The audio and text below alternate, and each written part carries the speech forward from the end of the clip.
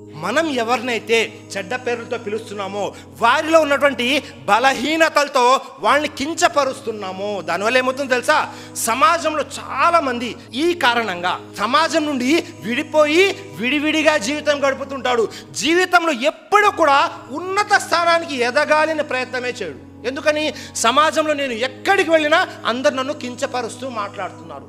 ఇలా మనము వారిని ఎలాంటి నొప్పి బాధ లేకుండా చంపేస్తున్నాము సోదరులారా. వీరినే సైలెంట్ కిల్లర్ అంటూ ఉంటారు. నిశ్శబ్దంగా మనం హతమారుస్తున్నాము. ఒక వ్యక్తి యొక్క వ్యక్తిత్వాన్ని పూర్తిగా నాశనం చేసేస్తున్నాము. అతనిలో నిరాశని నిస్పృహని నింపేస్తూ ఉన్నాము. మనము మన నోటి ద్వారా చెడ్డ పేర్లతో పిలవడం ద్వారా వారి యొక్క లోపాలను ఎంచడం ద్వారా సమాజానికి నష్టం చేకూరే వారిలా తయారు చేస్తున్నాం. కాబట్టి ఎప్పుడూ కూడా మనం వేరే వారిని కించపరచకూడదు.